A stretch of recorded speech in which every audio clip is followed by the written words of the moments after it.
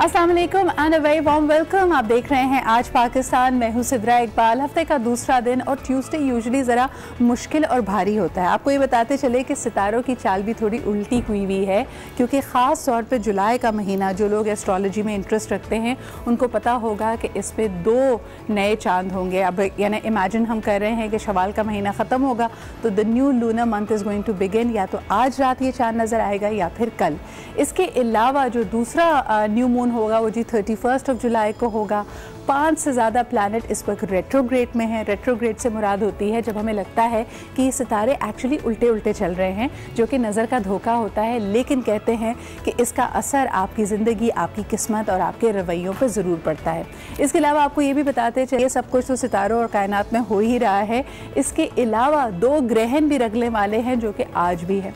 अब आप कहेंगे कि इससे क्या वाकई ये डिबेटेबल है। कुछ लोग इस पर यकीन रखते हैं, कुछ लोग नहीं रखते, लेकिन मुझे लगता है कि जिस वक्त आप पैदा हुए होते हैं इन सितारों की चाल, उसकी पोजीशनिंग आपकी पर्टिकुलर ज़िंदगी पे ज़रूर असर रखती है। लेकिन इसका जो मेरे ख़्याल में इसके इल्म है वो बहुत ही कम लोगों के पास है, और वैसे भी गैब का इल्म तो सिर्फ़ और सिर्फ अल्लाह ताला के पास है। इसका यकीनन एक असर हमारी ज़िंदगी पे पड़ता है। और जिस तरह हम देख सकते हैं कि इस वक्त एक हिजान की सी एक अजीब क्योटिक सिचुएशन है। और ख़ास तौर पे ये बात हमेशा याद रखें कि अगर आप सितारों की चाल पे बिलीव ना भी करते हों, जिस चीज़ पे भी आप ज़िंदगी में अपना फोकस डालेंगे, जिस पे ध्यान देंगे, अगर आपको लगता है कि जी बुराइयां बहुत फैल रही हैं और आप हर वक्त उसके बारे में सोचेंगे, तो आपकी आंखों के सामने एक ख़ास किस्म का लेंस लग जाता है और आपको दुनिया में सिर्फ बुराई ही नज़र आती है। तभी कहते हैं कि सबसे बड़ी मुश्किल जब हम चेंज लेके आते हैं, चेंज मैनेजमेंट की बात करते हैं, नएपन की बात करते हैं, it is not about learning the new, it is about unlearning the past. यानी हम सब एक मजमुआ हैं अपने तजुर्बों का, अपनी लर्निंग्स का। तो हम किसी भी नई चीज़ को सीखने के लिए, जैसे एक अलमारी होती है ना, उसमें जगह बनानी पड़ती है। तो अब खानों में ऑलरेडी पुरानी इन्फॉर्मेशन जब भरी हुई है तो नई इन्फॉर्मेशन के लिए जगह कैसे बने, तो उन सब चीज़ों को छोड़ना पड़ता है, उन चीज़ों को भूलना पड़ता है, अनलर्न करना पड़ता है। और ये ही रवैयों की जो तब्दीली है, इसके हम ख्वाहिशमंद हैं। इर्द गिर्द मैं इस वक्त अभी देख रही हूँ कि बार बार पाकिस्तानी इकॉनमी को लेकर लोगों की राय सामने आती है। चाहे आप देख लें कि आपके करियाने स्टोर के अंकल हों या फिर घर में मौजूद आपकी मेड या हेल्प हो, हर कोई इस वक्त बात कर रहा है। और जितना फोकस हम इस चीज़ पे कर रहे हैं, मुझे ऐसा लगता है शायद बुराई और बढ़ेगी।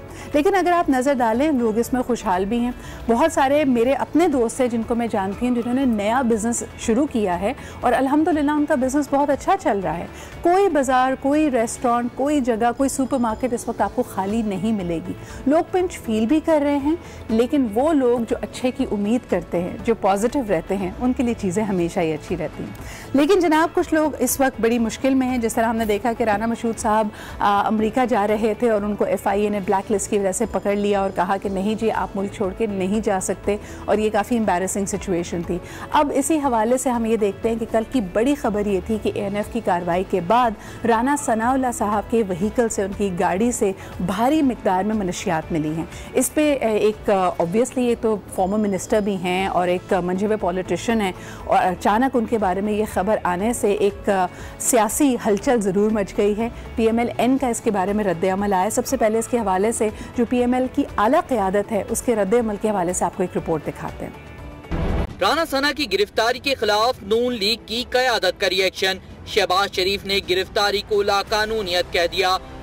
ये रियासत गर्दी जिसकी सरबराही सिलेक्टेड वज़ीर-ए-आज़म इमरान खान ख़ुद कर रहे हैं और ऑपोजिशन को दीवार से लगाने के लिए बदतरीन वजह हथकंडे इख्तियार कर रहे हैं, पूरी कौम इसको तमाशे को देख रही है।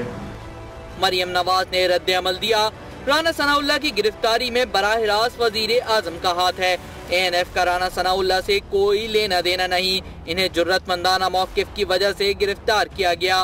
बिलावल भुट्टो ने भी गिरफ्तारी की मजम्मत की, कहा गिरफ्तारी सियासी इंतकाम है। इस गिरफ्तारी से हुकूमत की बौखलाहट जाहिर हो रही है।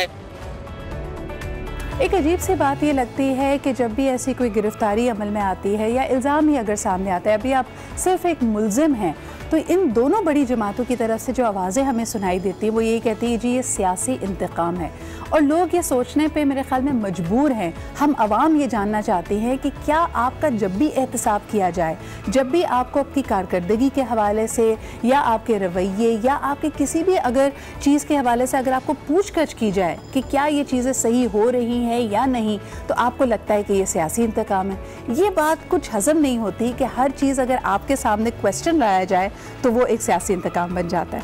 बहरहाल जी देखते हैं आज क्या होता है, क्योंकि राना सनाउल्लाह साहब की आज अदालत में पेशी भी होगी। एक छोटा सा ब्रेक लेते हैं, ब्रेक के बाद वापस आएंगे और इस गुफ्तगू को कैरी ऑन करेंगे। हमारे साथ रहिए।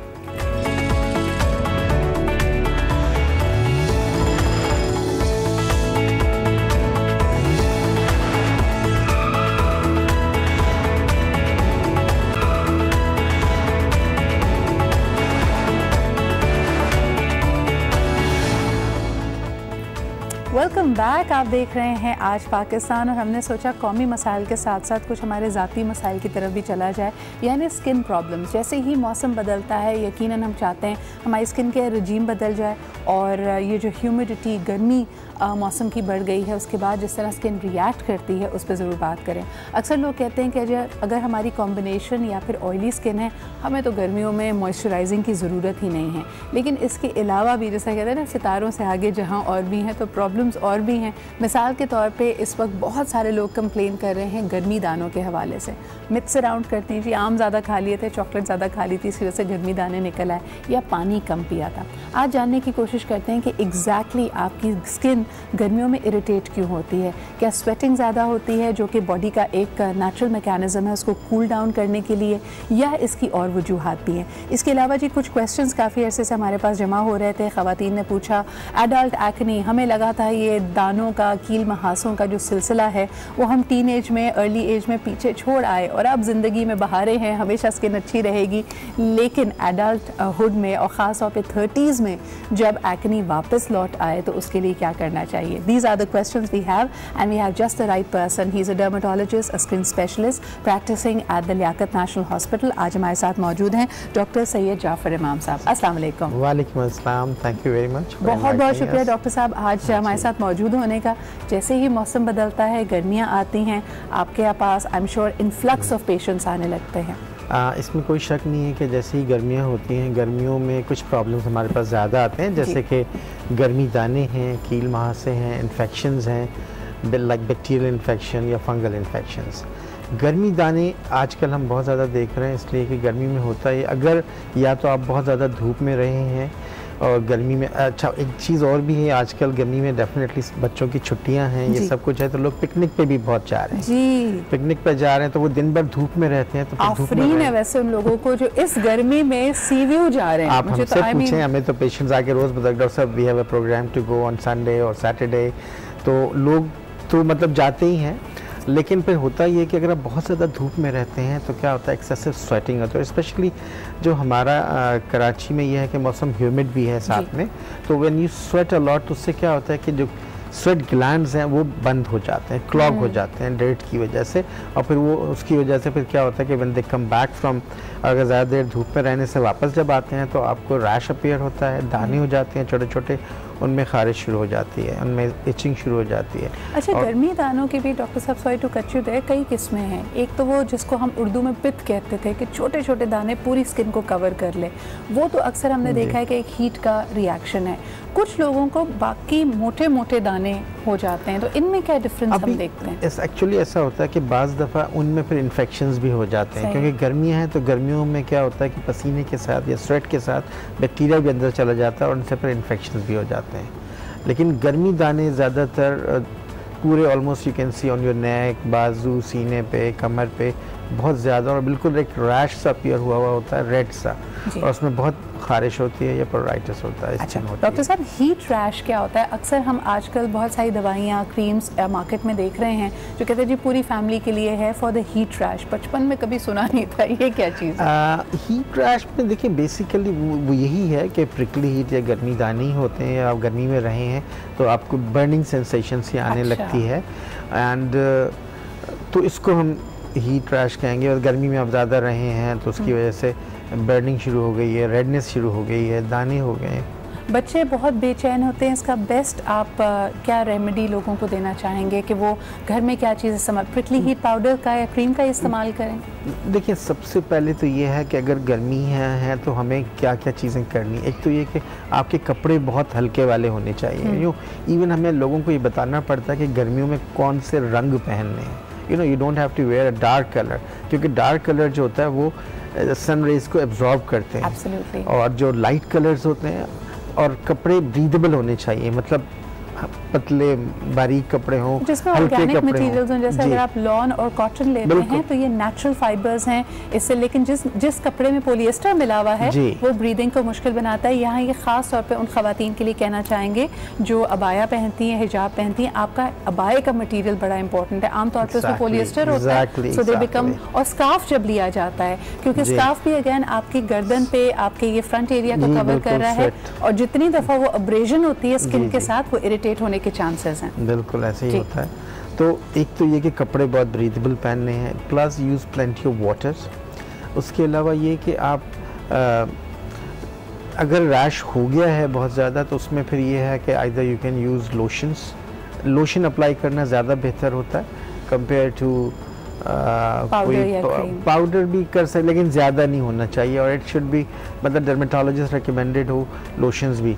हर लोशन जो बाज़ार में है उसको इस्तेमाल नहीं करना है, और अगर आप डर्मेटोलॉजिस्ट से रिकमेंड करके कोई चीज़ इस्तेमाल करेंगे तो बेहतर होगा। बिल्कुल सही। अच्छा डॉक्टर साहब, एक्नी के बारे में बात करना चाहेंगे। ख़वातीन यकायक देखती हैं कि प्रेगनेंसीज़ के बाद या if when they hit the 30s वो जो समझा होता है कि स्किन अब क्लियर हो गई है, acnes are a thing of the past, they return. और दूसरा ये भी कि आजकल बहुत सारे ट्रीटमेंट्स हैं मार्केट में अवेलेबल। सैलॉन्स में जाती हैं तो उनके पास कस्मेटिक ट्रीटमेंट्स मौजूद हैं। समझते हैं कि जी हम अपनी स्किन फ्रेश करने के लिए फेशियल्स करा रहे हैं, क्लेंजिंग करा रहे हैं, स्किन मज़ीद इरिटेट हो जाती है। फिर इसके अलावा जो आजकल लेज़र्स और मुख्तलिफ डर्मा पेन के ट्रीटमेंट्स मौजूद हैं, वो भी एक्नी को कहते तो हैं कि उसकी स्कारिंग एक्नी को कम करता है, लेकिन और एग्रीवेट कर रही है स्किन को। Your comments on that? देखिए, सबसे पहले तो ये बताना चाहूँगा, इसमें कोई शक नहीं है कि एक्नी एक बहुत ही कॉमन प्रॉब्लम है। It affects around 70% of the population, और एक्नी यूजुअली स्टार्ट होता है टीन एज से जी। और टीन एज में तो खैर होता ही है, मतलब इस एज में तो शुरू होता है, और उसके साथ साथ लेकिन इसमें जो आपने कहा कि ख़वातीन में बाज़ दफ़ा 30 साल की उम्र के बाद या आफ्टर 30s, इसको हम कहते हैं पोस्ट एडोलसेंस एक्नी, क्योंकि acne is a problem of young teen age and puberty का है। लेकिन ख़वातीन में ख़ास तौर से it happens after the age of 30s।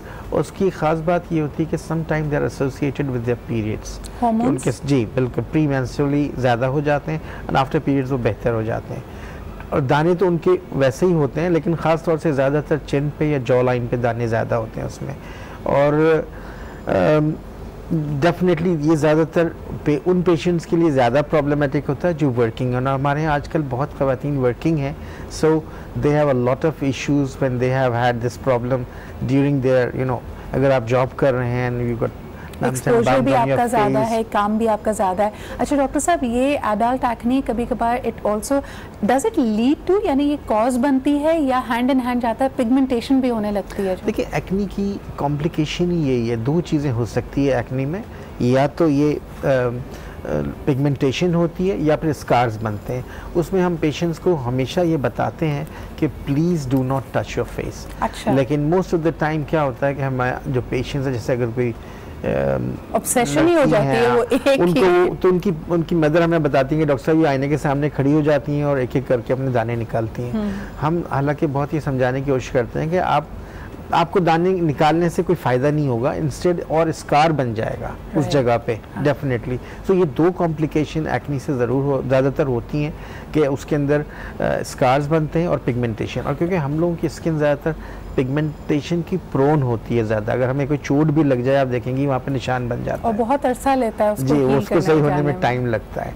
दूसरी बात जो आपने की थी डर्मा पेन के हवाले से, derma pen can be used अगर लेकिन फिर मैं वही कहूँगा सैलून्स में ना करें, एटलीस्ट इतना वो ना करें प्लीज़, क्वालिफाइड डॉक्टर्स हों उनसे आप कराएं। और डर्मा पेन और ये सब चीज़ें भी इफ़ेक्टिव हैं, यू कैन यूज़ इट, लेकिन उसमें यही है कि क्वालिफाइड लोग हों। और उसके साथ साथ स्कार्स के अंदर आजकल हम क्या कर रहे हैं कि either you can use lasers और डर्मापेन के अंदर ये होता है कि उसका सीरम यूज़ करते हैं। सही। जो सीरम जब हम डर्मापेन यूज़ कर रहे होते हैं उसके साथ साथ वो सीरम डालते हैं ताकि वो उसी वक्त वहाँ उस जगह पे एब्जॉर्ब हो जाए, और इन सब चीज़ों को मतलब एक दफ़ा से सही नहीं हो सकता। डीप पेनिट्रेशन हो, हीलिंग आपकी एक्सपेडाइट हो, लेकिन फन फैक्ट बल्कि नॉट सो फन फैक्ट कहा जाता है कि ख़वातीन सबसे ज़्यादा वेट पुट ऑन करती हैं 38 की एज के बाद, जब उनका हार्मोन और उनका मेटाबॉलिज्म रेट स्लो डाउन होता है। और दूसरा ये भी कि एक्ने के हवाले से भी डॉक्टर साहब से हम ऑफलाइन भी बात कर रहे थे कि एक मिथ ये है कि जिसको ट्रीट नहीं करना चाहिए इसको छोड़ दें, लेकिन अगर आप इसको ट्रीट नहीं कर देंगे और रिपीटेडली एक ही जगह पे स्किन के एक ही पार्ट पे बार बार अगर एक्ने हो रही है, तब भी स्कारिंग के और अनइवन स्किन होने के चांसेस ज़्यादा हैं। एक्चुअली ज़्यादातर होता ये है कि हम जब ट्रीटमेंट करते हैं तो एक तो ट्रीटमेंट थोड़ा लंबा होता है, ये नहीं होता कि आपने एक दफ़ा दिखाया और आप सही हो गए। हमारे यहाँ शायद लोगों को ये आइडिया नहीं है, लेकिन जो अकॉर्डिंग टू द बुक्स के अगर हम चलें तो उसमें तो 6 मंथ लिखा हुआ है कि 6 month of treatment is required for acne. अच्छा, हम ज़रा कॉमन मैल प्रैक्टिसेस बल्कि जो हम खुद करते हैं अपने साथ ज़्यादती, उस पर बात कर लेते हैं। डॉक्टर साहब, एक आम तासुर ये है जब घर में किसी को डांट पड़ी होती है जिसके दाने होते हैं बेचारे के, कि भाई तुम हाइजीन का ख्याल नहीं रखती, so wash your face more often. ये कितना गलत है? बिकॉज अगर वही बुक की अगर बेसिक्स की बात की जाए तो your skin oil glands are already hyper active, आप जितना धोते जाएंगे वो और प्रोड्यूस करेगा। कोई फायदा नहीं होता बहुत ज़्यादा धोने से, ठीक है ना। ये आपने बहुत अच्छी बात की है। ये तो लोग हमें आके कहते रहते हैं कि पेरेंट्स के हमने इसको कहा कि 10 दफ़ा अपना मुंह धोया करो और ये करो, लेकिन इनसे कुछ नहीं होता। एक्चुअली ये होता ये है कि देखिए, अगर ऑयल प्रोड्यूसिंग ग्लैंड्स एक्टिव हैं तो आपको उनको इनएक्टिव करना है, आपको ऐसे फेस वॉश यूज़ करने हैं जो आपका ऑयल कम करें, रादर देन आप 10 दफ़ा मुंह धो लें या अपनी हाइजीन का ख्याल नहीं रखते। उन सब चीज़ों से इस एक्नी पे कोई बहुत ज़्यादा असर नहीं पड़ता। अगर आप 10 दफ़ा भी धो लेंगे तो एक्नी ख़त्म नहीं हो जाएगी। डॉक्टर साहब, last question is the source of water. जिस तरह के हम देखते हैं कि कराची में पानी की इतनी किल्लत है, अक्सर लोग कहते हैं कि जी अच्छी भली स्किन थी, सारे घर वालों ने एक ख़ास टैंकर दिलवाया और उसका पानी इस्तेमाल करने के बाद या खारा पानी अगर आता है तो स्किन रिएक्ट कर गई, उसके लिए क्या किया जाए? देखिए, ये बहुत अच्छा ये भी सवाल है कि ये हम देखते रहते हैं, लोग आते हैं कि डॉक्टर साहब हम खारा पानी, आप तो आप समझ लेंगे कराची में मैं कह सकता हूँ 50% लोग तो खारा पानी ही यूज़ कर रहे हैं, तो उससे डेफिनेटली असर पड़ता है। आपकी स्किन, जो खारा पानी है वो नमकीन पानी है, उसमें सॉल्ट है, तो आपकी स्किन को इरिटेट करता है। और लोग हमारे पास आते हैं कि डॉक्टर साहब ये यूज़ किया था तो ऐसा हो गई, स्किन ऐसी ख़राब हो गई। अब उसका हल तो यही है कि जब तक स्वीट वाटर ना हो तो अगर आप उससे एटलीस्ट बाल और चेहरा, दो चीज़ तो एटलीस्ट ख्याल करें कि आप वो स्वीट वाटर से वॉश करें। बल्कि बाज़ लोग कर भी रहे हैं कि वो स्वीट वाटर अपने पास रखते हैं और वो इससे इस्तेमाल स्वीट वाटर ही इस्तेमाल कर रहे हैं, लेकिन अगर आप वो यूज़ करेंगे तो उससे फ़र्क। बहुत बहुत शुक्रिया डॉक्टर साहब हमारे साथ मौजूद होने के लिए। इसके अलावा जो बेसिक्स आप खुद कर सकते हैं, देखिए जी टैंकर की सफाई नहीं कर सकती, लेकिन आपके घर में जो टैंकी मौजूद है उसका खास ख्याल रखें कि उसकी वक्तन फ़वक्तन सफाई होनी चाहिए। आपका सोर्स ऑफ वाटर अगर क्लीन होगा तो आप बहुत सारी ऐसी प्रॉब्लम्स को अवॉइड कर सकते हैं। इसी के साथ बढ़ते एक ब्रेक की तरफ वापस आएंगे। Will have the top stories of the day, so stay with us and keep watching Aaj Pakistan.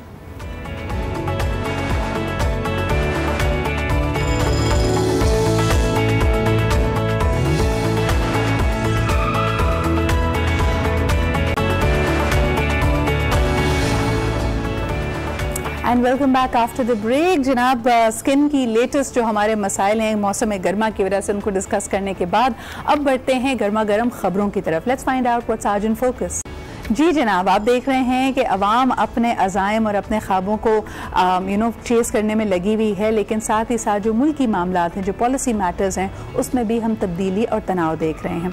सियासी हलचल के साथ साथ अगर बॉर्डर पर भी देखा जाए, पाकिस्तान और अफगानिस्तान के ताल्लुकात में फिर कशीदगी आई है। इसका एक छोटा सा ट्रेलर हमने पाकिस्तान वर्सेस अफगानिस्तान के क्रिकेट मैच में भी देखा, जब हमने देखा कि अफगानिस्तान तो वैसे ही सेमीज़ की रेस से बाहर था, लेकिन एक बड़ा ही जारहाना और पुरतशद्दुद अंदाज उन्होंने अपनाया। क्योंकि अगर आप पहले सिर्फ टोन की बात भी करें, ऐसा नहीं लगता था कि यहाँ पे सिर्फ स्पोर्ट्समैन स्पिरिट का हवाला दिया जा रहा है। फैंस का आपस में गुत्थम गुत्ता होना, पाकिस्तानी क्रिकेट शायकीन पे हमला आवर होना, ये तमाम वो मनाजिर हैं जो हमने देखे।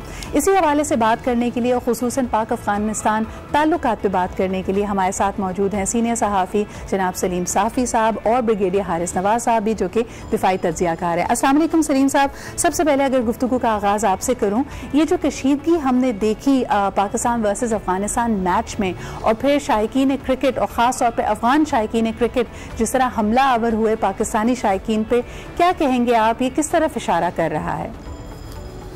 नहीं, एक तो मैं नहीं समझता कि पाक अफगान ताल्लुकात में कशीदगी आई है। अच्छा। बल्कि इस हफ्ते के दौरान तो बेहतरी आई है, और एक लंबे अरसे की कशीदगी के बाद बेहतरी आई है। पिछले कई 2 साल से डॉक्टर अशरफ गनी साहब पाकिस्तान आने पर आमादा नहीं थे। इस मरतबा वो पाकिस्तान आए, और मेरे साथ तो इंटरव्यू में उन्होंने बड़े अच्छे और पॉजिटिव ख्यालात का इजहार किया पाकिस्तान के बारे में, और उन्होंने कोई भी नेगेटिव बात करने से वो मुमकिन हद तक गुरेज करते रहे। ठीक है। इसी तरह उन्होंने ये भी बड़ी बात कह दी कि उनको पाकिस्तान के अंदर मिलिट्री लीडरशिप की सोच में भी तब्दीली नज़र आई है। फिर आप देखें कि बेहतरी की दूसरी बहुत बड़ी अलामत कि ये तो हुकूमत है अशरफ गनी साहब, उससे सिर्फ चंद रोज़ पहले पाकिस्तान के दौरे पे अफ़गान सोसाइटी के, जिनको हम शमाल के लोग कहते हैं, सेंट्रल अफ़गानिस्तान के लोग कहते हैं, तो गुलबदीन हिकमतियार, उस्ताद अता मोहम्मद, उस्ताद मुहक्किक और इसी तरह के मुख्तलिफ सेगमेंट्स के लीडर वो आए मरी में, और यहाँ पे उनके साथ इंटरेक्शन हुआ। तो इसी तरह पाकिस्तान ने इस जो मैच हो रहा था जिसकी तरफ इशारा किया जा रहा है, उससे सिर्फ एक दिन पहले हुकूमत अफ़गानिस्तान की दरख्वास्त पे और यूएनएचसीआर की दरख्वास्त पे 1 साल के लिए पाकिस्तान में मुकीम अफ़गान महाजरीन को एक्सटेंशन दे दी, जिसको जाहिर बात है वो अफगान कतई कलामी की माफ़ी चाहूँगी। ये मेजर्स तो हम लेते ही रहते हैं, इस तरह की मुलाकातें, इस तरह के स्टेट विजिट्स भी होते हैं, सिविल जो आपकी लीडरशिप है वो भी आती रहती है। सवाल यहाँ पे ये पैदा होता है कि जो हमने गुस्सा अफगान शायकीन का स्टेडियम में देखा, उसमें एक अंडर करंट हमें नज़र आया नाराज़गी का। यानी ये तमाम कॉन्फिडेंस बिल्डिंग मेजर्स, आप देखिए पाकिस्तान ने अफगान रेफ्यूजीज़ को बैंक अकाउंट्स रखने की इजाज़त दे दी, उनके स्टे को यहाँ एक्सटेंड कर दिया, लेकिन वो जो गुस्सा है, वो जो एक उनको ऐसा लगता है कि ब्लेम गेम जो चलता रहा है, और ये अशरफ गनी साहब भी मेरे ख्याल में इससे उनको इस इल्ज़ाम से बरी नहीं किया जा सकता, बिकॉज हमेशा उनके जो स्टेटमेंट्स पाकिस्तान में आके अलग होती हैं और अपने मुल्क जाकर वो उसी तरह आग और जहर उगलते पाकिस्तान के खिलाफ। ब्रिगेडियर हारिस साहब, आप क्या कहना चाहेंगे? क्या इन्होंने तो इशारा किया कि पाकिस्तान मिलिट्री की सोच में इनको फर्क नजर आ रहा है, क्या आपको अफगान आला क़यादत की सोच में कोई तब्दीली नजर आई है? देखिए Sidra, let me be very honest and clear about it. बिल्कुल जो अशरफ गनी साहब हैं, इनकी अप्रोच में कोई डिफरेंस नहीं है जी। ये हमेशा पाकिस्तान आके थोड़ी सी बात पाकिस्तान के वो बात करते हैं, लेकिन जब इंडिया जाते हैं या अफगानिस्तान में जाते हैं, वहाँ पर जाके इनकी टोन फर्क होती है, इनकी सोच फर्क होती है। बेसिकली प्रॉब्लम ये है कि देखें वहाँ पर टोटल रॉ का, मुसाद का, ये का और इंडिया का एक इतना इंटरेस्ट है, और वो एक उनके आपस में नेक्सिस है कि वो इनको मजबूर करते हैं कि वो पाकिस्तान मुखालिफ स्टेटमेंट दे। अभी इसी तरीके से जो आपने बात की, जो क्रिकेट मैच में भी हुआ है, मुझे तो यहाँ तक कभी भी शक है कि जो इंडिया ने मैच जीता है, ये अफगानिस्तान के 10-12 स्कोर रहते थे and they did not follow it. Like आपने देखा कि दूसरे मैच में इंग्लैंड ने जिस इंग्लैंड को जितवाया इन्होंने, और ना स्कोरिंग की ना कुछ की, तो इसमें सारा ये पता चलता है कि ये पाकिस्तान के खिलाफ है। अदरवाइज अगर ये सिंसियर हैं तो कोई वजह नहीं है कि जो हम फेंसिंग कर रहे हैं बॉर्डर के ऊपर, उसकी हम मुखालफत करें। जब पाकिस्तान को ब्लेम करते हैं कि पाकिस्तान से दहशतगर्दी होती है, पाकिस्तान से दहशतगर्द जाके वहाँ पर अटैक करते हैं, तो फिर all the more than you should support it. Brigadier Haris साहब, टू बी एग्जैक्ट, मुझे तो इसमें भी शरारत नजर आती है जो स्टेटमेंट है अशरफ गनी साहब की कि जी हमें मिलिट्री की सोच में तब्दीली नजर आई है, ये अपने आप में एक बड़ा शरारती जुमला है, अपने आप में भी इसकी एक अंडर करंट मौजूद है। मुझे बताइए तो फिर पाकिस्तान किस लिए ये कॉन्फिडेंस बिल्डिंग मेजर्स कर रहा है? फेंसिंग को हम आगे बढ़ाते हैं तो हमें एक दबाव फील होता है, लेकिन हम इनको एक्सटेंशंस भी दे रहे हैं, हम इनको बैंक अकाउंट खोलने की इजाजत भी दे रहे हैं। जब ये वहां पे असर ही नहीं कर रहा, जब ये मौसर ही नहीं है और दिल में इतनी खफगी, इतनी कड़वाहट है, तो हम ये मेजर्स क्यों अपना रहे हैं? देखिए बेसिकली स्टिल पाकिस्तान वांट्स कि, क्योंकि एक हमारा नेबर मुल्क है, ईस्टर्न है, वी डोंट वांट के यहाँ पर हमारी एस्केलेशन सिचुएशन है, वी डोंट वांट हमारी आर्मी ओवर एक्सटेंड हो और इनएक्टिवली इन्वॉल्व करते हैं कि ईस्ट के तरफ इंडिया शुरू करता है, फिर वहीं रॉ उस साइड पर आके बलूचिस्तान में जो है दहशतगर्दी करती है। गुलशन जदेह की मिसाल हमारे सामने है, और उसके बाद हमारे ज़्यादातर जो हमें जो दरकार है दहशतगर्द तालिबान के फौजी अफगानिस्तान बैठे हैं खिलाफ कोई ऑपरेशन में नहीं होता है, फिर उसके बाद उधर से लोग बिल्कुल। तो ये this is perhaps our own intention, और जो पाकिस्तान की हमेशा कमिटमेंट रही है कि खित्ते में स्टेबिलिटी हो, अमन पसंदी हो और इन शर पसंद अनासर को एक तरह से शिकस्त दी जाए। सलीम साहब आपकी तरफ वापस आना चाहूंगी, थोड़ा सियासी मंजरनामे की भी बात कर लेते हैं। एक तरफ साबिक सदर ज़रदारी साहब कहते हैं कि जी सेनेट का चेयरमैन बदल के हम तब्दीली लेके आएंगे, दूसरी तरफ सिंध में दोबारा हुकूमत इंडिया एक तरह से PTI की हुकूमत दे रही है। आप इन चीज़ों को कैसे देखते? बार बार कहा जा रहा है जी इमरान खान साहब अगर चाहें तो वजीर आजम अगर चाहें तो गवर्नर सिंध के थ्रू 48 घंटों में सिंध के सेटअप में तब्दीली ला सकते हैं। कैसे देखते हैं आप इन स्टेटमेंट्स को? नहीं, फवाद चौधरी का दावा दुरुस्त है, लेकिन उसमें थोड़ी सी इस्लाह की ज़रूरत है। इमरान खान नहीं बल्कि वो चढ़ी जिसकी वजह से इमरान खान भी वज़ीर आज़म बने हैं, जिसकी वजह से फवाद चौधरी भी वज़ीर बने हैं, अगर वो और जिसकी वजह से इमरान इस्माइल भी गवर्नर बने हैं जी, वो अगर चाहे और वो हरकत में आए तो फिर अगर पूरे पाकिस्तान में तब्दीली आ सकती है तो सिंध में क्यों नहीं आ सकती? सही। बहुत बहुत शुक्रिया सलीम साहब हमारे साथ मौजूद होने का। ब्रिगेडियर हारिस साहब आपकी तरफ आना चाहूंगी कि आप किसको बनता हुआ देख रहे हैं चेयरमैन सेनेट? देखें, अभी तो it is not very clear और मुझे अभी भी शक है कि शायद ये टेबल ना मूव उनके खिलाफ कोशिशें पूरी कर रहे हैं, क्योंकि इस वक्त जो हालात है पीपल्स पार्टी के लीडरशिप के, जिस तरह करप्शन केस में इन्वॉल्व हैं, जिस पर नवाज लीग भी करप्शन में इन्वॉल्व हैं, कुछ लोग अभी काफी अपनी प्राइवेट से मुलाकात भी की है, उन्होंने जिक्र भी किया, जबकि उन्होंने सर अभी ये ओपन अनाउंस नहीं किया, तो ये नजर आता है। लेकिन मेरे ख्याल में अगर इससे कोई कभी आएगा भी तो वो फिर पीपल्स पार्टी का ही होगा, जो पहले पीपल्स पार्टी ने सपोर्ट किया था इनको सादिक इमरानी साहब को अब विथड्रॉ करेंगी। ठीक है, बहुत बहुत जी बहुत बहुत शुक्रिया हारिस साहब हमारे साथ मौजूद होने का। हम उम्मीद तो करते थे हमारे पास वक्त ज़्यादा होता, लेकिन जी अवाम का काम है चलते रहना, और हम नोटिस भी कर रहे हैं हमारे पॉलिसी मेकर्स को, लेकिन अपनी रफ्तार, अपनी जो हम मंजिल की तरफ रवा दवा हैं उसमें कोई कमी नहीं आने दे रहे, उसमें कोई रुकावट को हम बर्दाश्त ही करें। और यही हमारे अगले मेहमान का भी शेवा है। हमारे साथ मौजूद होंगे फिजिकल ट्रेनर, बॉडी बिल्डर और तवील वॉक के मास्टर जनाब शादाब बलोच साहब। सबसे पहले इनके हवाले से आपको एक रिपोर्ट दिखाते, फिर इनसे मुलाकात भी करवाएंगे। जी जनाब, अगली दफ़ा आपको अम्मी दही लेने भेजे ना और आपने ये बहाना करना हो कि बड़ी गर्मी है, तो हमारे इस मेहमान का ज़रा सोच लीजिएगा जिन्होंने मुल्तान से लेके इस्लामाबाद तक वॉक करने का ये रिकॉर्ड कायम किया है। He is a master walker, और सबसे बढ़कर ये कि ये 3 दिन पहले जी ये रिकॉर्ड किया गया है। तो ये जो फील आप अगर टेम्परेचर जा रहा था 40 में और फील हो रहा था कि वो 50s में हो, इसके बावजूद ये चलते गए। हमारे साथ मौजूद हैं शादाब। अस्सलाम वालेकुम। शादाब, आपका नाम शादाब और इतनी सख्ती आप सहते हैं और बर्दाश्त करते हैं और रिकॉर्ड बनाते हैं, क्या यानी इसमें इंस्पिरेशन क्या है? बस एक शौक था इसका, बिल्कुल एक शौक था। हाँ। इसलिए कि हम पाकिस्तान के अंदर इस स्पोर्ट्स के ऊपर कोई वर्क नहीं है, तो मैंने कहा क्यों ना यूनिक भी है, थोड़ा लेबर लग रहा है, इसमें हैबिट भी हो चुकी है मुझे, सही, तो इसी को कंटिन्यू रखना। देखिए जब अच्छा मौसम हो तो चहलकदमी का, वॉक का मजा ही और होता है। आप जरा ठंडे मौसम में यही रिकॉर्ड बना लेते तो और आगे तक चले जाते शायद। नहीं, असल में ऑप्शन नहीं बचा था मेरे पास। जिस तरीके से मुझे स्पॉन्सर इस मंथ में मिला, जून के महीने में, तो आगे मुझे चांस नहीं लग रहा था कि कोई ऑप्शन होगा, तो मैंने कहा क्यों ना इसको एक्सेप्ट कर लें। शादाब, इंटरनेशनली इसकी क्या रिकग्निशन है? व्यूअर्स को बताइए कि आपने ये तो पाकिस्तान में रिकॉर्ड कायम किए है, माशाल्लाह अब आपका स्टैमिना, आपकी स्ट्रेंथ बन चुकी है, इसको आप पाकिस्तान किसी बाहर मैराथन्स में चीज़ों में भी आप रिप्रेजेंट कर सकते हैं, या आपने अपने लिए क्या सोचा है? जी बिल्कुल, अब जो मैंने क्या अपना नेक्स्ट सोचा है वो इंटरनेशनल लेवल का मैंने सोचा है, वो मैं इंशाल्लाह 7 स्टेट ऑफ UAE की वॉक करना चाह रहा हूँ।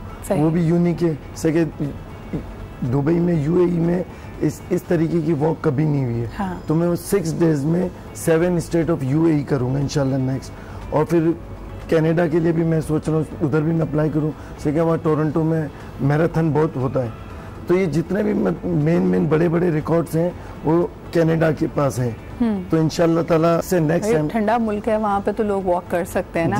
लेकिन मुझे ये बताइए, आपकी यहाँ मौजूदगी का फ़ायदा उठाते हुए अक्सर लोग कहते हैं कि अगर जिम जाएं, बिकॉज आप बॉडी बिल्डर भी हैं, फिजिकल ट्रेनर भी हैं, तो कहा जाता है कि अपनी बॉडी वेट वाली एक्सरसाइजेस करें, लेकिन ट्रेडमिल पे ज़्यादा ना चलें, बिकॉज ट्रेडमिल आपके घुटनों को, आपके जॉइंट्स को वीक करती है। क्या आप लोगों को कहना चाहेंगे, क्योंकि वॉक से अच्छी एक्सरसाइज तो कोई है नहीं, लेकिन हम बाहर नेचर में पार्क्स में वॉक करने के बजाय ट्रेडमिल पे चढ़ना पसंद करते हैं। ये खराब है चीज? नहीं, देखें, ट्रेडमिल तो एक आर्टिफिशियल चीज है, बिल्कुल ठीक है, वॉक के लिए भी वो एक आर्टिफिशियल है, लेकिन जो हेल्दी स्पेस आपको मिलेगा वो जमीन पे, जिस तरीके से हम वॉक करते हैं पार्क में, सही, तो वॉक तो मदर ऑफ स्पोर्ट है, सही। इसको अगर कोई कहे कि इस तरीके से, तो फिर अब उनकी थिंकिंग है, बट वॉक सबसे बेस्ट वॉक ही है। अगर कितना भी आपका वेट है या आप कितने भी हेवी हो गए, हेल्दी हो गए, वो वेट लूज करना है अपने, तो आप वॉक करें और वॉक करें। मैं आपको बताऊं, Shadab can make a perfect ambassador. और यहाँ पे जितने लोग सुन रहे हैं, मैं ज़रूर ये बात उन तक पहुँचाना चाहूँगी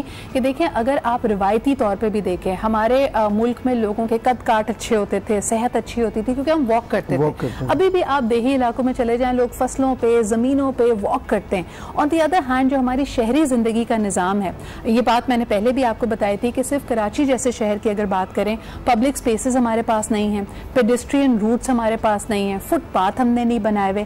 यहाँ बेचारा सिर्फ वही शख्स वॉक कर रहा है जिसके पास सवारी नहीं है। शादाब, इसको कैसे बदलें, लोगों को कैसे माइल करें? और अभी जैसे आप यूएई की बात कर रहे हैं, वहाँ पे हमसे ज्यादा गर्म मौसम है, और हम जैसे अल्हम्दुलिल्लाह पाकिस्तानी जाते हैं उम्रा करने के लिए, हज करने के लिए, इतने एक्सट्रीम वेदर में वॉक कर लेते हैं। हम वही जो हम कह रहे थे, दही लेने के लिए भी अगर अम्मी भेजें तो हम कहते हैं नहीं अम्मी बहुत गर्मी है, बहुत वॉक नहीं करेंगे हम।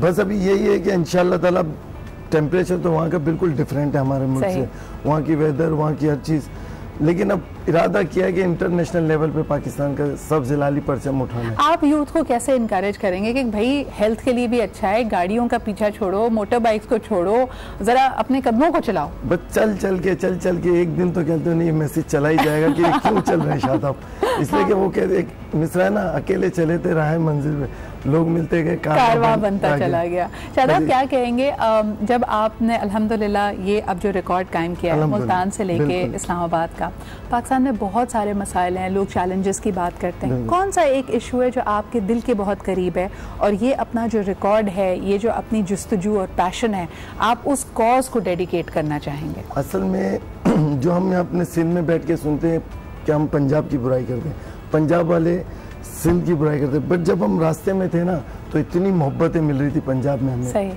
यकीन माने, हमें फील ही नहीं हो रहा था कि हम पंजाब में चल रहा हूँ, मैं एक अलग शहर, अलग सूबे में। आपको उन्होंने सत्तू वत्तू पिलाया बीच में रोक रोक के? मैंने जो चीजें वहाँ की मशहूर थी, बादाम की, कोई जूस था, हाँ। लोग ले के आ रहे, भाग के कह रहे कि हम यहाँ की पैदाइश है, हाँ। लेकिन इस टेम्परेचर में हम नहीं निकलते बाहर, लेकिन हैरत है कि आप चले जा रहे हो, पीछे पे आ रहे थे बाइक पे रुमाल रखे, तो कह रहे थे बहुत हमें खुशी हो रही है। अच्छा, मुझे ज़रा ये बताइएगा कि ये रिकॉर्ड जो आपने बनाया, इसमें आपका स्केड्यूल क्या था? कोई ख़ास दिन के औकात आप वॉक करते थे, रेस्ट कब करते थे, किस तरह अपनी जर्नी ब्रेक करते थे? 3 प्लान रखे थे, plan A, plan B, plan C. सही। जो प्लान ए ये था कि कंटिन्यू, सुबह फजर से लेके शाम तक कंटिन्यू था। अब हम चल रहे थे प्लान बी पे, मतलब मैं फजर से स्टार्ट लेता था, 11 बजे स्टॉप, देन शाम को 5 बजे स्टार्ट लेते थे, 7:30 8 बजे स्टॉप। जो बीच का था ना, वो बहुत हार्ड हो गया था, इतना हार्ड था कि अगर थोड़ा सा अगर वॉक कर लिया जाए तो आपको कहते हीट स्ट्रोक हो जाए। अच्छा, मुझे बताएं कि ये जब आप ब्रेक लेते थे उस वक्त ऐसी बात है कुछ खाते पीते भी होंगे, तो खाने पीने के बाद तो इंसान सुस्त हो जाता है, तो आप थोड़ा सुस्ता लेते थे, नैप लेते थे? लिक्विड लेते थे। और सुबह से लेके रात शाम तक, जब तक वॉक के बीच में कोई ऐसी डाइट नहीं है जिससे आप वॉक ना कर पाए, सिर्फ लिक्विड पे है। और शुगर्स को लेना है, जैसे खजूर वगैरह लोग खाते रहते हैं। एनर्जी ड्रिंक में सारी चीजें आ जाती थी, जिसमें क्या कहते हैं नमकियात भी थी आपकी, और शुगर लेवल वगैरह हर चीज उसी में क्या कहते हैं लेवल करना। जबरदस्त। तो ये मैं इसलिए बता रही हूँ क्योंकि मोहतात अंदाज में आप ना आज सोचें कि जी हम यहाँ से निकल के मैंने भी मुल्तान तक जाना है, इसके लिए तैयारी करनी पड़ती है, अपना स्टेमिना पहले बनाना पड़ता है, और फिर जो सारी चीजें साथ लेके जाते हैं तभी ये खूबसूरत फिर ट्रॉफीज आती है। बहुत बहुत शुक्रिया शादाब हमारे साथ मौजूद होने का। हम उम्मीद करते हैं कि आप और आगे बढ़ें और कारवां इसी तरह चलता रहे। एक ब्रेक की तरफ बढ़ते हैं, वापस आएंगे। आज हमारे पास एक बड़ा ही अहम सब्जेक्ट है, वो है जी सेल्फ मेडिकेशन। हम हर चीज के ऊपर, जैसे कहते हैं ना नीम हकीम बबाले जान, हम अपना इलाज खुद करना चाहते हैं, हमें पता है हमारी बॉडी कैसे काम करती है, कौन सी दवा हम पे काम करती है, इसके क्या नुकसानात हो सकते हैं, इस पे बात करेंगे एक छोटे से ब्रेक के बाद।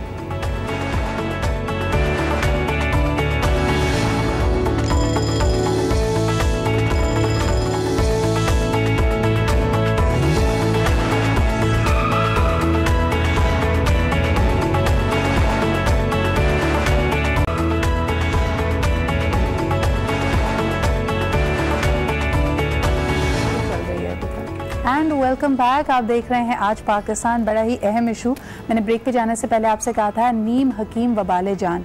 लेकिन हम हर एक के घर में एक ऐसा नीम हकीम ज़रूर होता है, खुसूसन अम्मी, जिनको पता होता है कि जी बच्चों को अगर पेट में दर्द हो, सर में दर्द हो, टांग में दर्द हो तो कौन सी दवा देनी है। कुछ चीज़ें हम over the time, over experience सीख जाते हैं, लेकिन फिर भी सेल्फ मेडिकेशन के बहुत सारे नुकसान आते हैं। कभी कभार जिन चीज़ों को आप ट्रीट करते हैं वो आपकी मेडिकल कंडीशन के सिम्टम्स हो सकते हैं। मिसाल के तौर पे आपके सर में दर्द हो रहा है या बार बार आपका टमी अपसेट है, तो ये एक्चुअली कोई और बीमारी, कोई और रीज़न का सिर्फ एक निशानी हो सकती है। असल जड़ तक पहुंचना कि क्यों ये बार बार रिकरिंग सिम्टम्स हैं वो बहुत अहम है। आपका हाजमा क्यों ख़राब है, आपको बार बार सर में दर्द क्यों हो रहा है, क्या ये एलर्जी है, कोई ट्रिगर्स हैं। आप उन चीज़ों तक पहुंचने के बजाय सिर्फ उसको वक्ती आराम के लिए कुछ ओवर द काउंटर मेडिसिन ले रहे हैं माफ़ कीजिएगा। तो ये मेरे ख्याल में आपकी प्रॉब्लम्स को एग्रीवेट करता है, और कभी कभार जब आप फाइनली डॉक्टर साहब तक पहुँचते हैं तो आप चीज़ों को बहुत बिगाड़ चुके होते हैं। लेकिन फिर भी ये टेंडेंसी क्यों है? क्या हम डॉक्टर की फ़ीस बचाना चाहते हैं, या हमें लगता है कि डॉक्टर की दवा काम नहीं करती, डॉक्टर्स हमें बहुत सारे टेस्ट लिख कर दे देंगे? वो कौन सी चीज़ें हैं जो हमें पुश करती हैं टुवर्ड्स सेल्फ मेडिकेशन? अमेरिका जैसे मुल्क में समझ आता है जी, क्योंकि वहाँ पे आप डॉक्टर्स के पास बग़ैर हेल्थ इंश्योरेंस के नहीं जा सकते।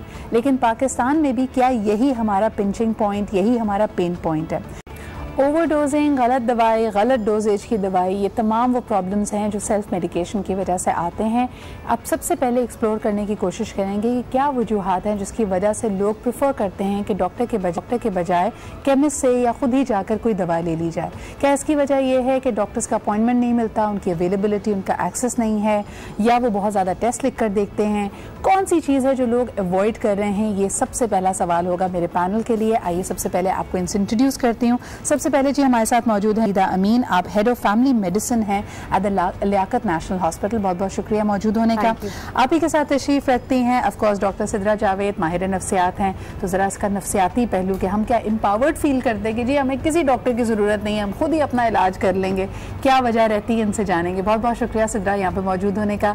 Last but definitely not the least, we also have with us general physician and a diet consultant doctor Areej. सबसे बेहतरीन इलाज तो ये है कि कोई खाने से इलाज कर दे, मुझे कहे कि जी इस चीज़ का इलाज ना सीख कबाब में मौजूद है और मैं वो खा लूँ, लेकिन ऐसा होता नहीं है। सबसे पहले जी डॉक्टर फरीदा, कौन सी चीज़ है जो लोगों को सेल्फ मेडिकेशन की तरफ, वक्त, कन्वीनियंस, अवॉइडिंग द एक्सपेंडिचर, क्या आप क्या समझती हैं अंडरलाइंग कॉज क्या है? देखिए, to some extent over the counter जो मेडिकेशंस होती हैं जो कि इजीली दुनिया के किसी भी हिस्से में with laws and with implementation भी अवेलेबल होती है, वो यहाँ पर भी अवेलेबल है। मगर यहाँ इशू ये है कि रेगुलेशन नहीं है।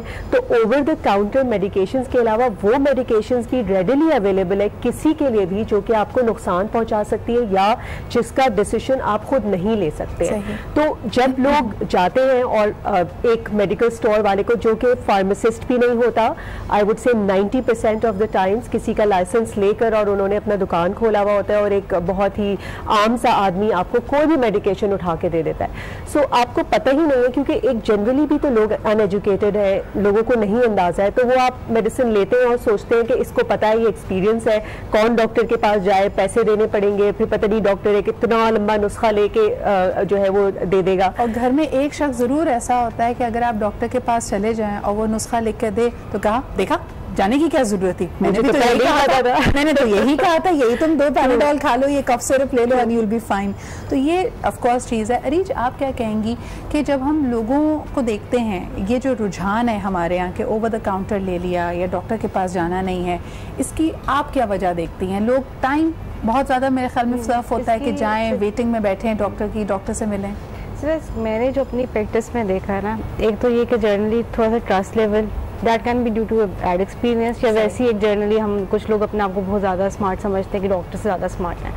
देन दिस मनी इशू के अगर एक्सपेंस हो जाएगा, and the third issue is like दूसरों से क्या एक्सपीरियंस है, उसको इससे फ़ायदा हुआ है, वो अच्छा दिख रहा है, उसकी तकलीफ कम हो गई है, तो हम भी यही करेंगे।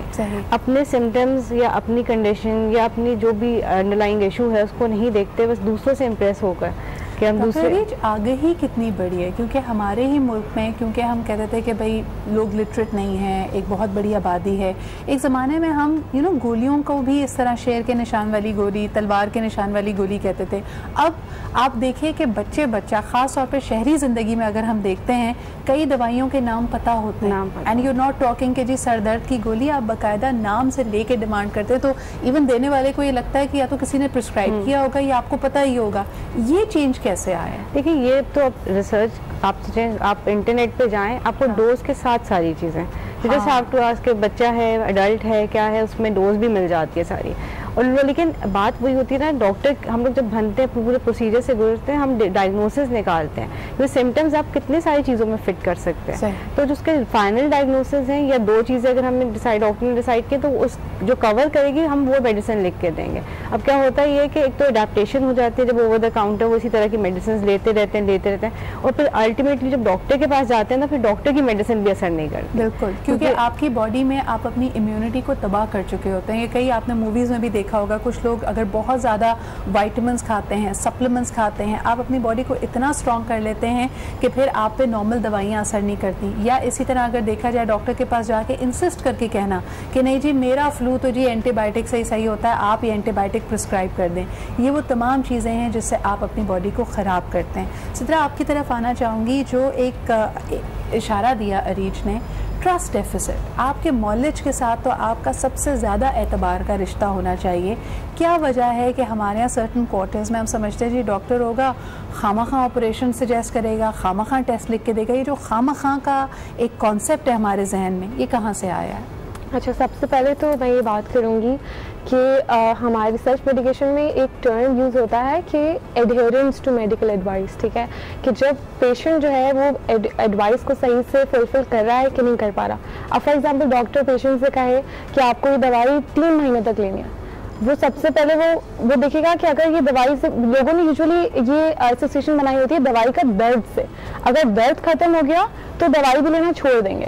फॉर एग्जांपल 3 महीने की दवाई है तो वो सिर्फ 3 हफ्तों में या 2 हफ्तों में लेके खत्म कर देंगे।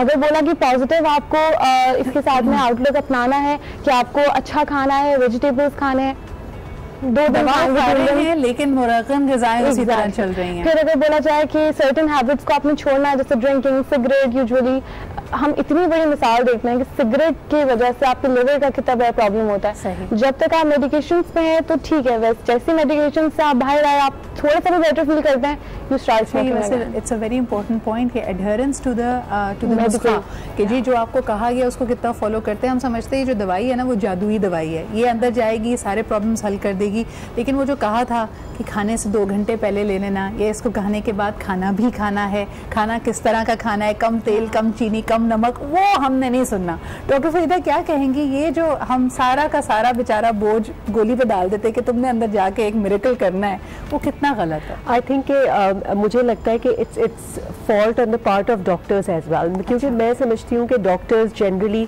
कम्युनिकेट नहीं करते प्रॉपर अपने पेशेंट्स को। अगर आप एक नुस्खा लिख के देते हैं ना, तो आप एक आम डॉक्टर अगर आप देखें तो वो लिख के जल्दी से दे के और ऐसे करके आगे कर देता है। हाँ। यहाँ पे रिस्पॉन्सिबिलिटी नहीं खत्म होती है डॉक्टर की, डॉक्टर को एक्सप्लेन करना होता है। ठीक है, फार्मासिस्ट भी करेगा, बट व्हेन यू नो, एक डॉक्टर को पता है कि फार्मेसी हमारे यहाँ पर हॉस्पिटल से अगर आप बाहर निकले तो किस किस्म के मेडिकल स्टोर्स है, तो वहाँ आप कैसे रिलाई कर सकते हैं कि वो बंदा सही आपके पेशेंट को गाइड करेगा।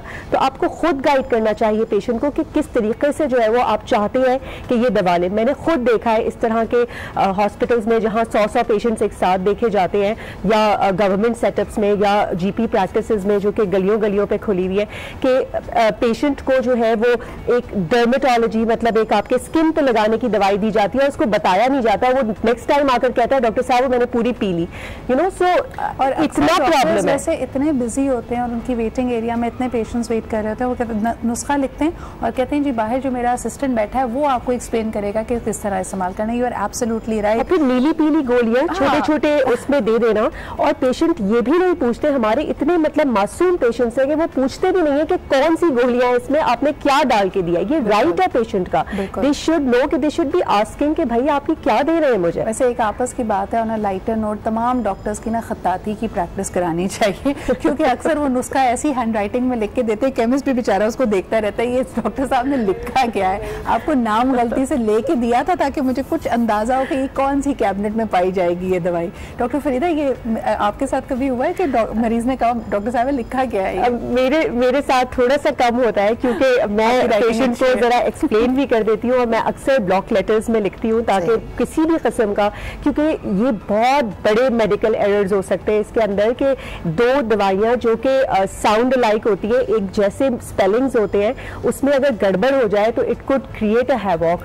कोई अभाम नहीं होना चाहिए, क्लैरिटी के साथ, और बेशक आप जितनी जल्दी में हो या डॉक्टर साहब जितनी जल्दी में हो ये आपका राइट है। हम आपको एक दफ़ा फिर एजुकेट करना चाहेंगे। एक तो मैं पहले प्रोग्राम से इसकी कड़ी दोबारा जोड़ूंगी जहां हम क्वैक्स की और अताई डॉक्टर्स की बात कर रहे थे, बहुत अहम है। आप भी इस बात पे इंसिस्ट करना शुरू कीजिए कि बतौर मरीज़ आपका जो मौलज है वो PMDC से रजिस्टर्ड होना चाहिए, उसका नंबर आपके पास पता हो, खुदा ना खासा किसी और प्रॉब्लम में रन करने से पहले आपको पता हो कि this is a certified doctor that you gone to. Sidra, आपके पास आना चाहूँगी, जो आपने एडहेरेंस की बात की, एक तो वो कौम है हमारी माशाल्लाह जो डॉक्टर साहब ने 2 हफ्ते का नुस्खा लिख के दिया था, 3 दिन में अफाका हुआ, हमने कहा छोड़ो जी अब कौन दवाई ले। एक वो है जो बाबा जी की बूटी समझ के उसको एक तावीज़ समझ के लेके चलती है। इसकी एक छोटी सी आपको मिसाल दूं कि जैसे डायबिटीज़ है या फिर ब्लड प्रेशर का मर्ज़ है, इसमें डॉक्टर्स हमेशा ट्रायल एंड एरर, आपकी कंडीशन इम्प्रूव हुई है तो डोजेज कम कर देंगे, अगर आपको BP की दवा दी है और उससे भी आपका BP कंट्रोल में नहीं आ रहा तो आपको वो उसमें रद्दो बदल करेंगे ना। हम BP को मॉनिटर करते हैं, 6 महीने पहले, साल पहले किसी ने BP की वो मेडिसिन दी, वो उसी डोजेज में उसी तरह सुबह शाम लेते चले जा रहे हैं, सर में भी दर्द है, BP अप एंड डाउन हो रहा है, हमें कोई फ़र्क नहीं पड़ा। ऐसे मरीजों की नफ्सियात के बारे में क्या कहना? अच्छा, पता है होता यह है कि हम यूजुअली ये भी देखते हैं कि नॉन एडहेरेंस क्यों होती है जी। उसके पीछे 3 रीजंस हैं, एक पेशेंट खुद, ठीक है, एक ट्रीटमेंट और एक डॉक्टर। अब पेशेंट यूजुअली इतनी या तो बहुत ज़्यादा एक्सट्रीम इंपॉर्टेंस दे देगा या तो बिल्कुल नहीं देगा। दूसरा ट्रीटमेंट, या तो ट्रीटमेंट प्रोग्राम या ट्रीटमेंट जो भी है वो इतना एक्सपेंसिव है या इतना दूर जाके डॉक्टर को मिलना है, फॉर एग्जांपल यहाँ से DHA जा रहे हैं तो मतलब कन्वेंस प्रॉब्लम्स, 1000 तरह के इश्यूज। तीसरा डॉक्टर हिमसेल्फ, अगर डॉक्टर भी आपको, जैसे डॉक्टर साहिबा ने बात की यहाँ पे, डॉक्टर आपको तेजी से आपकी बस सिर्फ बात सुन रहा है, एक होता है ना एक प्रॉपर एम्पैथी होनी चाहिए डॉक्टर के अंदर, अगर वो आपकी बात ही नहीं सही सुन रहा है, आपके प्रॉब्लम ही नहीं समझ रहा है, या उसने डायग्नोज कर लिया। बहुत सारे लोग ये कंप्लेन करते हैं कि आप सिम्टम्स जाके बताएं, doctor immediately reaches a conclusion and से ओ आपको शायद यूर टाइप 1 डायबिटिक, और उसके बाद उसने ठक ठक ठक गोलियां लिखना या टेस्ट लिखना शुरू किया, आपको नहीं बताया कि इस मेडिकल टर्म का मतलब क्या है, या आपको कहा कि जी फलाना अल्सर इस कैटेगरी में फॉल करता है, लेकिन आपको एक्सप्लेन नहीं किया। अच्छा जी, ये बड़ा ही अहम मौजू है, इस पर हम बात करेंगे, आपकी कॉल्स भी लेंगे। आपको बल्कि बताते चलें अरीज से जो मेरा अगला सवाल होगा कि अक्सर लोग एलोपैथिक मेडिसिन ले रहे होते हैं, बाकायदा इलाज करा रहे होते हैं, लेकिन बीच में उनको जी कोई टोटका या नुस्खा भी मिल जाता है, यानी हम में से ही इर्द गिर्द कोई होता है जो शख्स कहता है भाई BP का इलाज तो फलानी चीज़ में, तुम कलौंजी खाया करो, तुम लौकी खाया करो, तो उस वक्त क्या किया जाए? वो जो मेडिकेशन है उसको छोड़ दें और हम सेल्फ मेडिकेशन की तरफ चले जाएं, या क्या किया जाए? एक कॉलर है, बल्कि उनसे बात कर लेते हैं पहले। हेलो जी, अस्सलाम वालेकुम। वालेकुम सलाम, जीती रहिए, कैसी हैं आप? बिल्कुल ठीक ठाक, बहुत शुक्रिया। कौन सा, आप कहाँ से बात कर रहे हैं? खुर्रम जमाल में। जी खुर्रम, क्या कहेंगे? मैं ये कहूँगा, देखिए बात ये है कि पहले डॉक्टर की फीस जो थी वो, हेलो जी जी जी, आपकी आवाज आ रही है, खुर्रम कहिए। बड़ी नॉर्मल होती थी। अब डॉक्टर जो है, एक आम जो गली में डॉक्टर बैठा हुआ है वो भी फीस 200 250 रुपए फीस ले रहा है। एक गरीब आदमी अगर उसके घर में 4 आदमी, 2 आदमी, 3 आदमी अगर बीमार है तो 1000 रुपए तो उसने सिर्फ डॉक्टर की फीस दे दी। बिल्कुल। उसके बाद डॉक्टर ने जो बाहर की दवाइयाँ दी वो अलग हैं। सही। तो लोग ये शॉर्टकट की वजह से कर रहे हैं, नंबर 1। सही। नंबर 2, एक चीज और मैंने आपसे शेयर करनी थी, डॉक्टर और भी आप बैठी हुई हैं, कि हर दूसरे दिन खबर आती है कि डॉक्टर ने गलत इंजेक्शन लगा दिया। हाँ जी, ऐसा कभी नहीं होता। मेरी अपनी नॉलेज में कि डॉक्टर ये चाहे कि कभी गलत इंजेक्शन लगाए, इस पे कभी आज तक बात नहीं की गई कि बाजार में 80% दवाइयाँ जाली बिक रही हैं, उसकी तरफ किसी ने आज तक निकाल नहीं की। Very important. कभी ये कहा गया हो कि डॉक्टर ने नहीं लगाया, बल्कि वो जो उसके अंदर जो एम्पिल था उसके अंदर गलत दवाई थी। बिल्कुल सही। Thank you so much Khurram साहब फॉर ब्रिंगिंग इट अप। यानी एक तो वो है जो हम अपने साथ अगर नुकसान करें कि शॉर्टकट इस्तेमाल करें, जैसे आपने खुद कहा, और हम कोशिश ये करें कि बगैर डॉक्टर के जाए हमारा मसला हल हो जाए। लेकिन बेचारा डॉक्टर भी उस वक्त क्या करे जब वक्त की कमी उनके पास भी है, स्ट्रेसेस उनके पास भी हैं, और वो जो अपनी डायग्नोसिस में अपनी नॉलेज के मुताबिक आपको दवा दे रहे हैं वो दवा ही जाली हो। यानी those are things that we really need to look at. एक और कॉलर है, उनसे बात करते हैं। हेलो जी, अस्सलाम वालेकुम।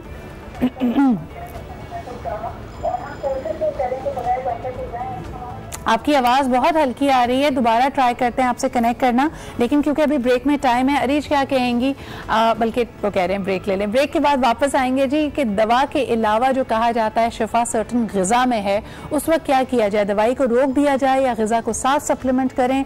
तो फिर जो असर होगा, जो अगर सेहत में बेहतरी आई, वो दवा की वजह से आई या ग़िज़ा की वजह से आई? इस पर बात करेंगे एक छोटे से ब्रेक के बाद।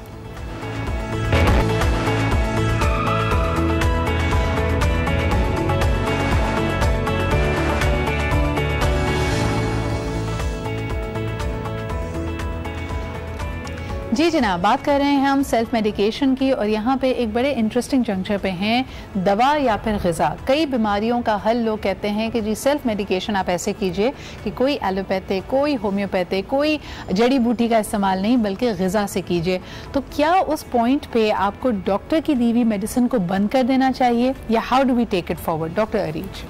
देखिए, अभी मेरे पास तो because I am a diet consultant तो आते हैं लोग। द थिंग इज, जब आप अच्छी डाइट लेते हैं ना तो आप अपनी नेचुरल इम्यूनिटी इंक्रीज करते हैं। But if somebody is already on some medicine, जैसे ब्लड प्रेशर की कोई मेडिसिन ले रहा है या somebody is a non diabetic, आप डोज एडजस्टमेंट तो कर सकते हैं, लेकिन आप उसको कहें कि आपने बिल्कुल मेडिसिन छोड़ देनी है और बस ये खाना है, यू आर रिस्किंग लाइफ ना, क्योंकि आपने उस डोज बंद कर दी, ब्लड प्रेशर फ्लक्चुएशन हुई, कोई ऊपर हो गया, कोई लो हो गया, आपको पता नहीं है, क्योंकि फिर तो पेशेंट मॉनिटर वैसे ही नहीं कर रहे होते।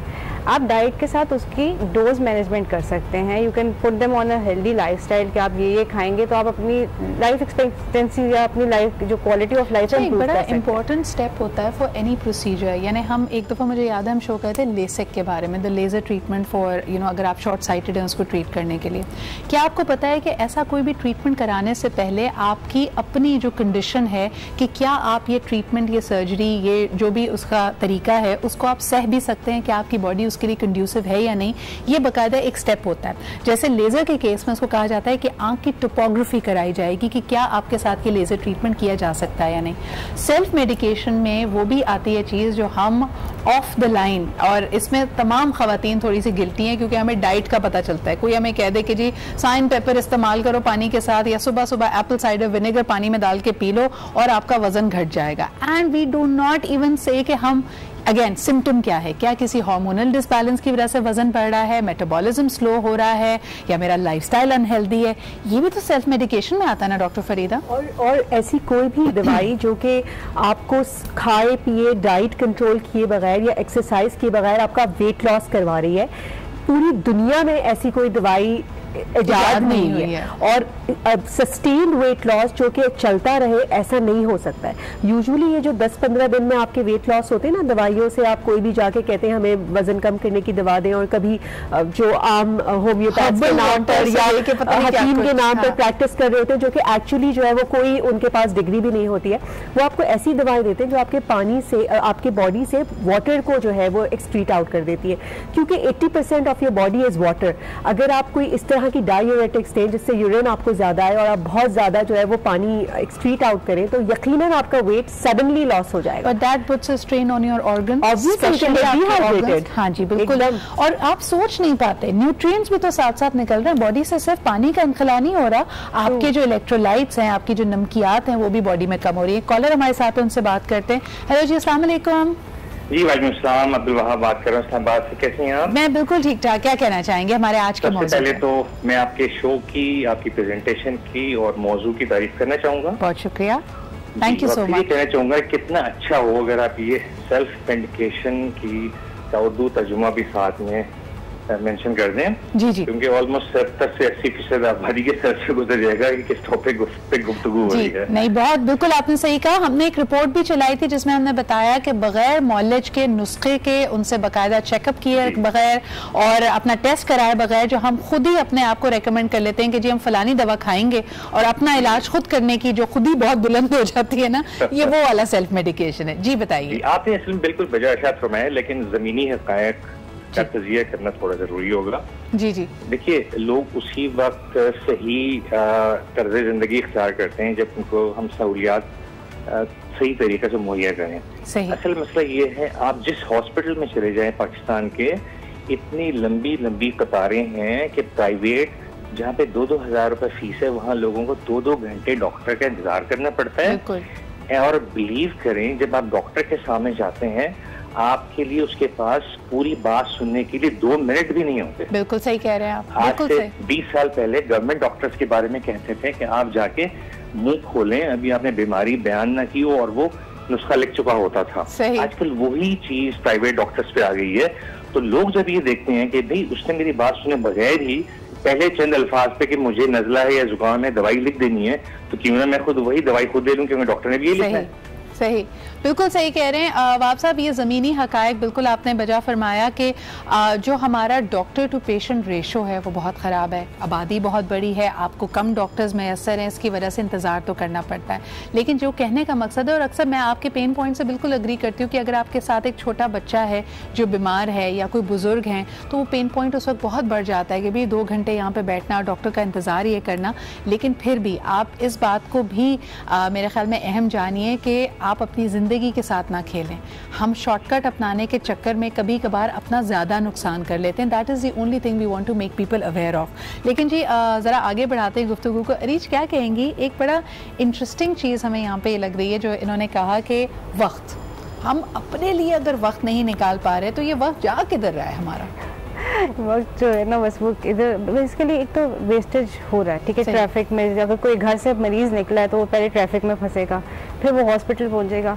और अभी थोड़ी सी पहले भी एक कॉलर ने जैसे बात की थी गलत इंजेक्शन की, तो मैं इसमें थोड़ी सी चीज़ें ऐड करना चाहूँगी। हमारे यहाँ पेशेंट्स आते हैं इमरजेंसी में एंड शोर मचाना शुरू कर देते हैं कि डॉक्टर को बुलाओ, जल्दी करो जल्दी। उसमें क्या होता है कि स्टाफ जो होता है ना, जो है आप नर्सिंग स्टाफ है या कोई हो सकता है कोई वार्ड बॉय हो, वो ट्रीटमेंट स्टार्ट कर देते हैं बिकॉज शोर इतना हो रहा है। डॉक्टर हैज़ टू बी कहीं एक जगह पे लगा होगा। अगर इमरजेंसी में 2 डॉक्टर्स हैं या एक डॉक्टर वो किसी और पेशेंट को केटर करे, तो उसकी वजह से गलत ट्रीटमेंट भी स्टार्ट हो जाती है। अगर कोई न्यू स्टाफ है, उसने IV लगानी है, उसको नहीं पता कहाँ लगानी है, या कोई गलत मिसहैप हो गया, ये शोर थोड़ा सा टॉलरेंस लेवल कम है, तो शोर बहुत होता है। इमरजेंसी में जाए, आप देखेंगे अगर बुखार के साथ बच्चा भी आया, चलो 102 तक फीवर हो रहा है, तो आप लाए क्यों? उसको जब 100 पे टच किया आप तब लाएं, 102 पे लाएंगे, शोर मिटा देंगे। आपके लिए आपका जो मरीज है उसकी इमरजेंसी बहुत इंपॉर्टेंट है और यकीनन आप उस वक्त परेशान भी बहुत हैं। लेकिन आप किसी भी पाकिस्तान के अच्छे अस्पताल में अगर इमरजेंसी को देखेंगे तो उनके कोड्स होते हैं, और वो डॉक्टर और जो भी इमीडिएटली जिसने आके उसका डायग्नोसिस किया या उसको देखा है, उनको पता होता है कि कितनी अर्जेंट नीड है इनको मेडिकल अटेंशन की, तो वो कोड को आप फॉलो करते हैं। और इमीडिएटली ऐसा होता है जैसे आप जाएं तो आपको फॉरन मेट मिलेगी। हमें एक फॉरन ब्रेक की तरफ जाना पड़ रहा है, वापस आते हैं and we are going to take this forward.